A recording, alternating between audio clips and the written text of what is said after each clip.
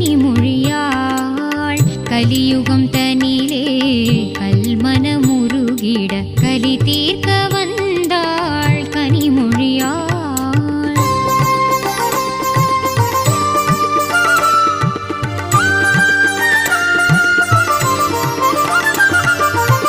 மலிந்திடும் அருட்பகை மயக்கத்தில் மாந்தரும் நலிந்தனர் நன்னெறி மறந்தனர் மடிந்தனர். மலிந்திடும் அருட்பகை மயக்கத்தில் மாந்தரும் நலிந்தனர் நன்னெறி மறந்தனர் மடிந்தனர். கலி தீர்க்க வந்தாள் கனிமொழியாள் கலியுகம் தனிலே கல்மனமுருகிட கலி தீர்க்க வந்தாள் கனிமொழியாள்.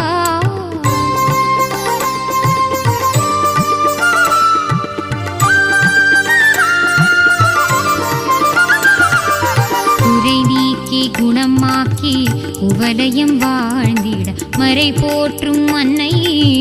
மகவாயுதித்தாள். குறை நீக்கி குணமாக்கி குவலயம் வாழ்ந்திட மறை போற்றும் அன்னை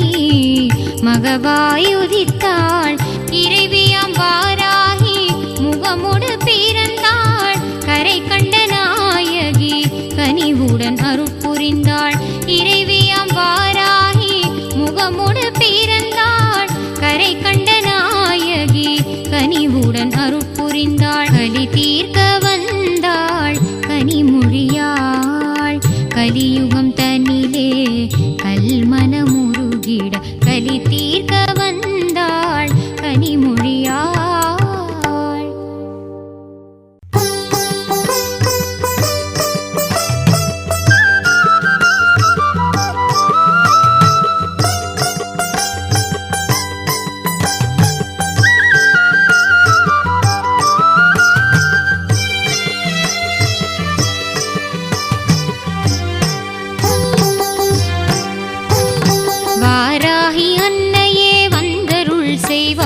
வாராயு நின் பதம் தாராயோ அன்பாய். வாராகி அன்னையே வந்தருள் செய்வாய் வாராயு நின் பதம் தாராயோ அன்பாய். வாராகி அன்னையே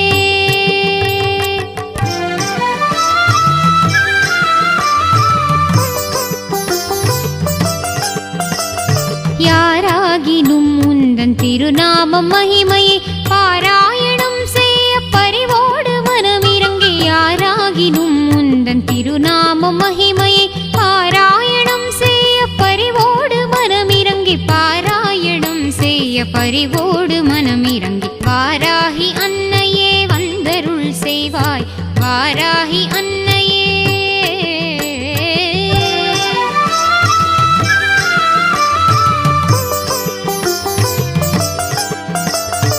ஆராதனை செய்து அர்ச்சிக்கும் அன்பர்க்கு வாராத நிதியாக வரம் தரும் அன்னையே. ஆராதனை செய்து அர்ச்சிக்கும் அன்பர்க்கு வாராத நிதியாக வரம் தரும் அன்னையே. தீராத வினை வெகு தூரமாய் சென்றிட மாறாத பவத்துயர் சேராமல் செய்திடும். தீராத வினை வெகு தூரமாய் சென்றிட மாறாத பவத்துயர் சேராமல் செய்திடும். மாறாத பவத்துயர் சேராமல் செய்திடும். வாராகி அன்னையே வந்தருள் செய்வாய் வாராகி அன்னையே.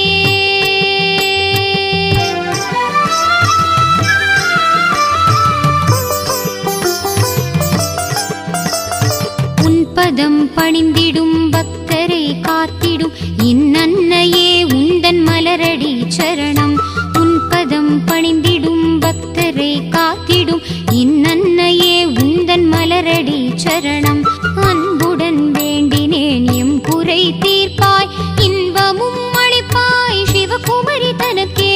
அன்புடன் வேண்டினேன் எம் குறை தீர்ப்பாய் இன்பமும் அளிப்பாய் சிவகுமரி தனக்கே. இன்பமும் அளிப்பாய் சிவகுமரி தனக்கே. வாராகி அன்னையே வந்தருள் செய்வாய் வாராயு நின் பதம் தாராயு அன்பாய். வாராகி அன்னையே வந்தருள் செய்வாய் வாராயு நின் பதம் தாராயு அன்பாய். வாராகி அன்னையே.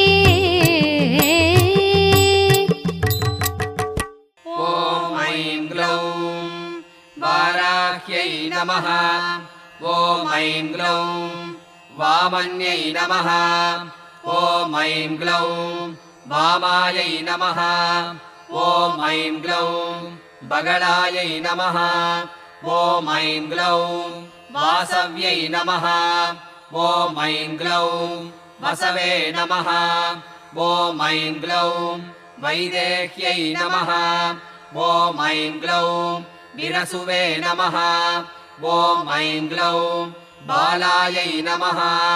ॐ ऐं ग्लौं वरदायै नमः ॐ ऐं ग्लौं विष्णुवल्लभायै नमः ॐ ऐं ग्लौं वन्दितायै नमः ॐ ऐं ग्लौं वसुधायै नमः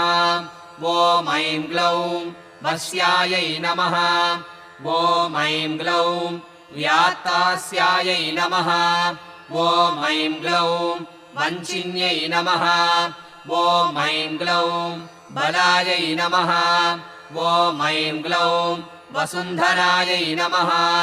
ॐ ऐं ग्लौं वीथिहोत्रायै नमः ॐ ऐं ग्लौं वीथिराजायै नमः ॐ ऐं ग्लौं विहायस्यै नमः ॐ ऐं ग्लौं गर्वायै नमः ॐ ऐं ग्लौं खनिप्रियायै नमः ॐ ऐं ग्लौं काम्यायै नमः ॐ ऐं ग्लौं कमलायै नमः ॐ ऐं ग्लौं काञ्चन्यै नमः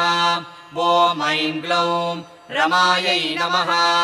ॐ ऐं ग्लौं धूम्रायै नमः ॐ ऐं ग्लौं कपालिन्यै नमः ॐ ऐं ग्लौं वामायै नमः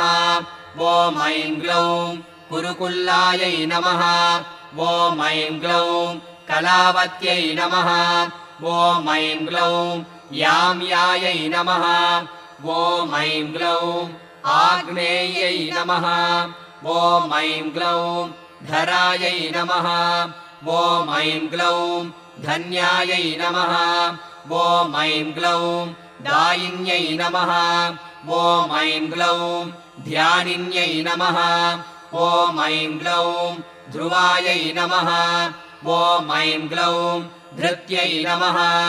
ॐ ऐं ग्लौं लक्ष्म्यै नमः ॐ ऐं ग्लौं जयायै नमः ॐ ऐं ग्लौं तुष्ट्यै नमः ॐ ऐं ग्लौं शक्त्यै नमः ॐ ऐं ग्लौं मेधायै नमः ॐ ऐं ग्लौं तपस्विन्यै नमः ॐ ऐं ग्लौं वेदायै नमः ॐ ऐं ग्लौं जयायै नमः ॐ ऐं ग्लौं कृत्यै नमः ॐ ऐं ग्लौं कान्तायै नमः ॐ ऐं ग्लौं स्वाहायै नमः ॐ ऐं ग्लौं शान्त्यै नमः ॐ ऐं ग्लौं तमायै नमः ॐ ऐं ग्लौं रथ्यै नमः ॐ ऐं ग्लौं लज्जायै नमः ॐ ऐं ग्लौं मत्यै नमः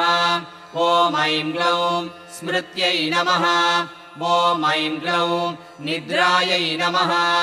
ॐ ऐं ग्लौं तन्त्रायै नमः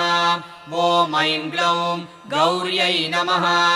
ॐ ऐं ग्लौं शिवायै नमः ॐ ऐं ग्लौं स्वधायै नमः ॐ ऐं ग्लौं चण्ड्यै नमः ॐ ऐं ग्लौं दुर्गायै नमः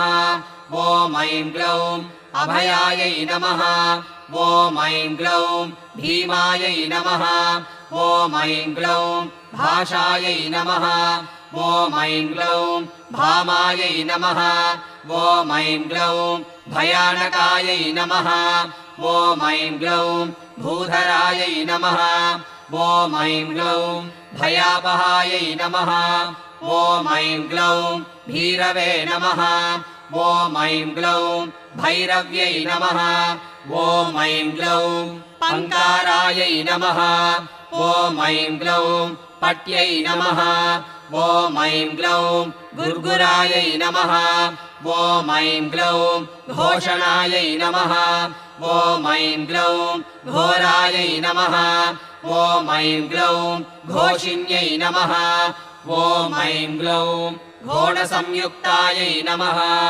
ॐ ऐं ग्लौं घनायै नमः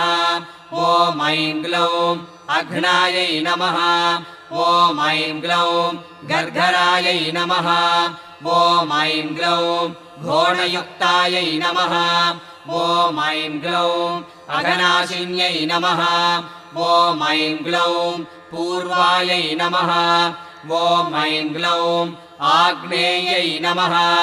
ॐ ऐं ग्लौं याम्यायै नमः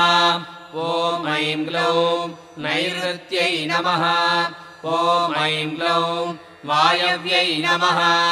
ॐ ऐं ग्लौं उत्तरायै नमः ॐ ऐं ग्लौं वारुण्यै नमः ॐ ऐं ग्लौं ऐशान्यै नमः ॐ ऐं ग्लौं ऊर्ध्वायै नमः ॐ ऐं ग्लौं अधस्थितायै नमः ॐ ऐं ग्लौं पृष्ठायै नमः ॐ ऐं ग्लौं दक्षायै नमः ॐ ऐं ग्लौं अग्रगायै नमः ॐ ऐं ग्लौं वामगायै नमः ॐ ऐं ग्लौं हृङ्गायै नमः ॐ ऐं ग्लौं नाभिकायै नमः ॐ ऐं ग्लौं ब्रह्मरन्ध्रायै नमः ॐ ऐं ग्लौं अर्कायै नमः ॐ ऐं ग्लौं स्वर्गायै नमः ॐ ऐं ग्लौं पातालगायै नमः ॐ ऐं ग्लौं भूमिगायै नमः ॐ ऐं ग्लौं ऐम्यै नमः ॐ ऐं ग्लौं ह्रियै नमः ॐ ऐं ग्लौं श्रियै नमः ॐ ऐं ग्लौं क्लीम्यै नमः ॐ ऐं ग्लौं तीर्थायै नमः ॐ ऐं ग्लौं गत्यै नमः ॐ ऐं ग्लौं प्रीत्यै नमः ॐ ऐं ग्लौं त्रियै नमः ॐ ऐं ग्लौं गिरे नमः ॐ ऐं ग्लौं कलायै नमः ॐ ऐं ग्लौं अव्ययायै नमः ॐ ऐं ग्लौं ऋग्रूपायै नमः ॐ ऐं ग्लौं यजुर्रूपायै नमः ॐ ऐं ग्लौं सामरूपायै नमः ॐ ऐं ग्लौं परायै नमः ॐ ऐं ग्लौं यात्रिण्यै नमः ॐ ऐं ग्लौं उदुम्बरायै नमः ॐ ऐं ग्लौं गदाधारिण्यै नमः ॐ ऐं ग्लौं असिधारिण्यै नमः ॐ ऐं ग्लौं शक्तिधारिण्यै नमः ॐ ऐं ग्लौं शापधारिण्यै नमः ॐ ऐं ग्लौं इक्षुधारिण्यै नमः ॐ ऐं ग्लौं शूलधारिण्यै नमः ॐ ऐं ग्लौं चक्रधारिण्यै नमः ॐ ऐं ग्लौं सृष्टिधारिण्यै नमः ॐ ऐं ग्लौं झरत्यै नमः ॐ ऐं ग्लौं युवत्यै नमः ॐ ऐं ग्लौं बालायै नमः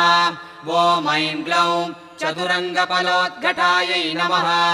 ॐ ऐं ग्लौं सत्यायै नमः ॐ ऐं ग्लौं अक्षरायै नमः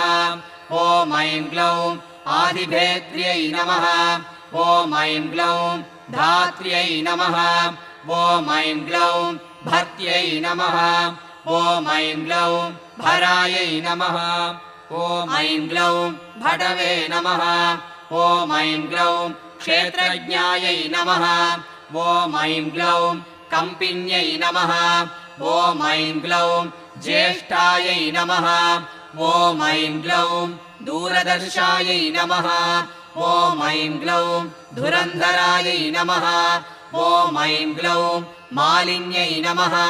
ॐ ऐं ग्लौं मानिन्यै नमः ॐ ऐं ग्लौं मात्रे नमः ॐ ऐं ग्लौं माननीयायै नमः ॐ ऐं ग्लौं मनस्विन्यै नमः ॐ ऐं ग्लौं महोद्घटायै नमः ॐ ऐं ग्लौं मन्युकायै नमः ॐ ऐं ग्लौं मनुरूपायै नमः ॐ ऐं ग्लौं मनोजवायै नमः ॐ ऐं ग्लौं मेधस्विन्यै नमः ॐ ऐं ग्लौं मध्यारथायै नमः ॐ ऐं ग्लौं मधुपायै नमः ॐ ऐं ग्लौं मङ्गलायै नमः ॐ ऐं ग्लौं अमरायै नमः ॐ ऐं ग्लौं मायायै नमः ॐ ऐं ग्लौं मात्रे नमः ॐ ऐं ग्लौं आम्यहरायै नमः ॐ ऐं ग्लौं मृडान्यै नमः ॐ ऐं ग्लौं महिलायै नमः ॐ ऐं ग्लौं मृत्यै नमः ॐ ऐं ग्लौं महादेव्यै नमः ॐ ऐं ग्लौं मोहकर्यै नमः ॐ ऐं ग्लौं मञ्जवे नमः ॐ ऐं ग्लौं मृत्युञ्जयायै नमः ॐ ऐं ग्लौं अमलायै नमः ॐ ऐं ग्लौं मांसलायै नमः ॐ ऐं ग्लौं मानवायै नमः ॐ ऐं ग्लौं मूलायै नमः ॐ ऐं ग्लौं महालसायै नमः ॐ ऐं ग्लौं मृगाङ्गकार्यै नमः ॐ ऐं ग्लौं मर्कालसायै नमः ॐ ऐं ग्लौं मीनकायै नमः ॐ ऐं ग्लौं श्याममहिष्यै नमः ॐ ऐं ग्लौं मदन्दिकायै नमः ॐ ऐं ग्लौं मूर्च्छापहायै नमः ॐ ऐं ग्लौं मोहापहायै नमः ॐ ऐं ग्लौं मृषापहायै नमः ॐ ऐं ग्लौं मोहापहायै नमः ॐ ऐं ग्लौं मदापहायै नमः ॐ ऐं ग्लौं मृत्यपहायै नमः ॐ ऐं ग्लौं मलापहायै नमः ॐ ऐं ग्लौं सिंहाननायै नमः ॐ ऐं ग्लौं व्याघ्राननायै नमः ॐ ऐं ग्लौं कुक्षाणनायै नमः ॐ ऐं ग्लौं महिषाननायै नमः ॐ ऐं ग्लौं मृगाननायै नमः ॐ ऐं ग्लौं क्रोडाननायै नमः ॐ ऐं ग्लौं धुन्यै नमः ॐ ऐं ग्लौं धरिण्यै नमः ॐ ऐं ग्लौं धारिण्यै नमः ॐ ऐं ग्लौं केतवे नमः ॐ ऐं ग्लौं दरिद्र्यै नमः ॐ ऐं ग्लौं धावत्यै नमः ॐ ऐं ग्लौं धवायै नमः ॐ ऐं ग्लौं धर्मध्वनायै नमः ॐ ऐं ग्लौं ध्यानपरायै नमः ॐ ऐं ग्लौं धनप्रदायै नमः ॐ ऐं ग्लौं धान्यप्रदायै नमः ॐ ऐं ग्लौं धराप्रदायै नमः ॐ ऐं ग्लौं पापनाशिन्यै नमः ॐ ऐं ग्लौं दोषनाशिन्यै नमः ॐ ऐं ग्लौं रिपुनाशिन्यै नमः ॐ ऐं ग्लौं व्याधिनाशिन्यै नमः ॐ ऐं ग्लौं सिद्धिदायिन्यै नमः ॐ ऐं ग्लौं कलारूपिण्यै नमः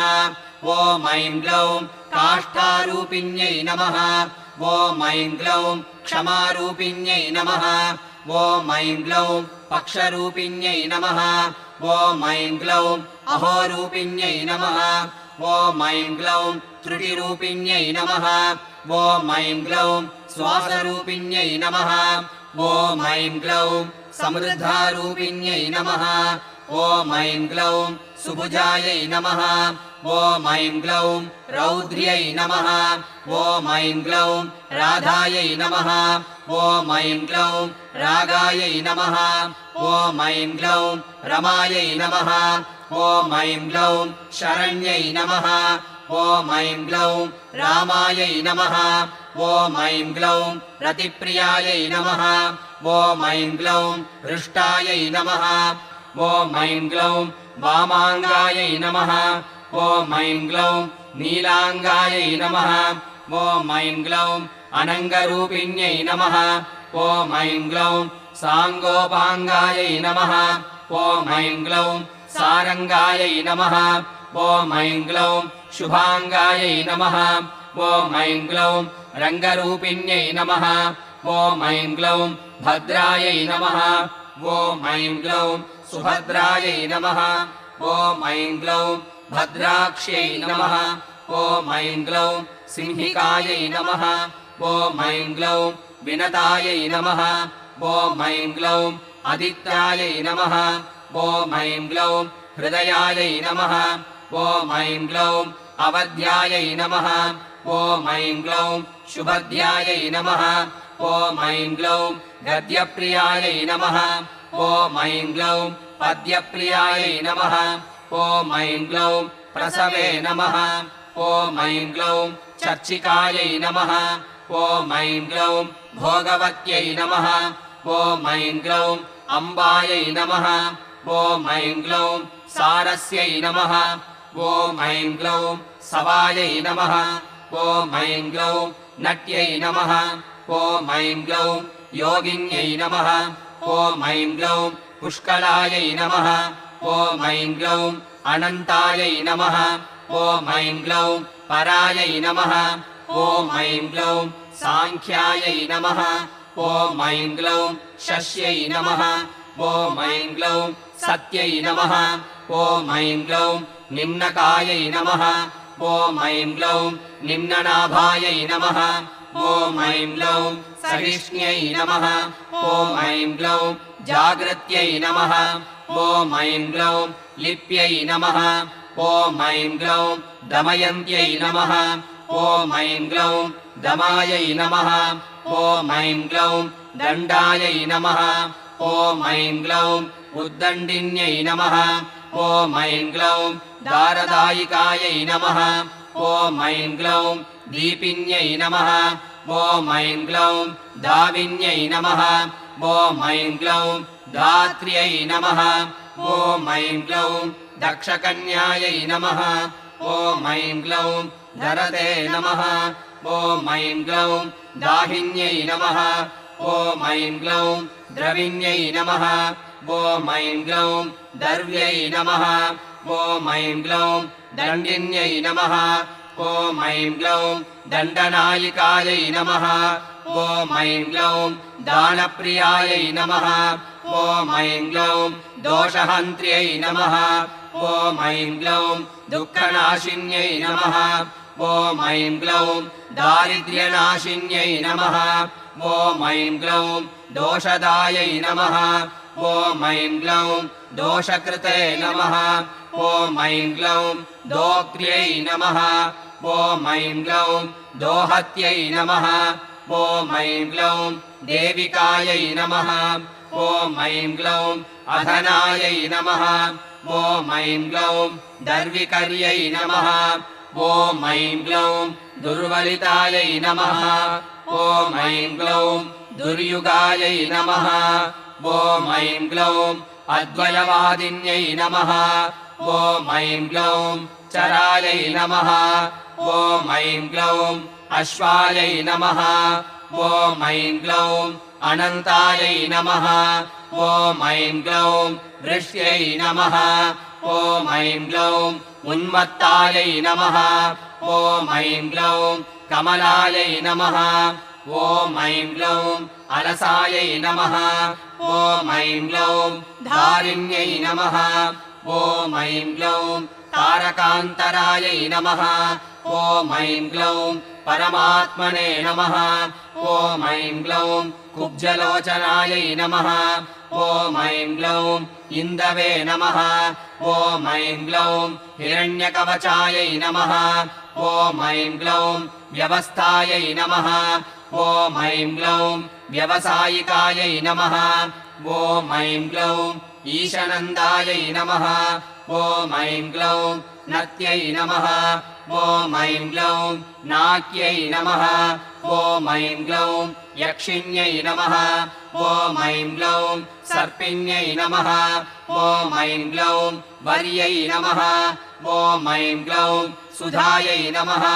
ॐ ऐं ग्लौं विश्वसखायै नमः ॐ ऐं ग्लौं शुद्धायै नमः ॐ ऐं ग्लौं सुवर्णायै नमः ॐ ऐं ग्लौं अङ्गधारिण्यै नमः ॐ ऐं ग्लौं जनन्यै नमः ॐ ऐं ग्लौं प्रतिभागैरवे नमः ॐ ऐं ग्लौं साम्राज्ञै नमः ॐ ऐं ग्लौं संविधे नमः ॐ ऐं ग्लौं उत्तमायै नमः ॐ ऐं ग्लौं अमेयायै नमः ॐ ऐं ग्लौं अरिष्टधमन्यै नमः ॐ ऐं ग्लौं पिङ्गळायै नमः ॐ ऐं ग्लौं लिङ्गवारुण्यै नमः ॐ ऐं ग्लौं चामुण्डायै नमः ॐ ऐं ग्लौं प्लाविन्यै नमः ॐ ऐं ग्लौं हालायै नमः ॐ ऐं ग्लौं बृहते नमः ॐ ऐं ग्लौं ज्योतिष्यै नमः ॐ ऐं ग्लौं उरुक्रमायै नमः ॐ ऐं ग्लौं सुप्रतीकायै नमः ॐ ऐं ग्लौं सुरायै नमः ॐ ऐं ग्लौं हव्यवाह्यै नमः ॐ ऐं ग्लौं प्रलापिन्यै नमः ॐ ऐं ग्लौं सपस्यै नमः ॐ ऐं ग्लौं माग्विन्यै नमः ॐ ऐं ग्लौं ज्येष्ठायै नमः ॐ ऐं ग्लौं शिशिरायै नमः ॐ ऐं ग्लौं ज्वालिन्यै नमः ॐ ऐं ग्लौं रुच्यै नमः ॐ ऐं ग्लौं शुक्लायै नमः ॐ ऐं ग्लौं शुक्रायै नमः ॐ ऐं ग्लौं शुचायै नमः ॐ ऐं ग्लौं शोकायै नमः ॐ ऐं ग्लौं शुक्यै नमः ॐ ऐं ग्लौं भेद्यै नमः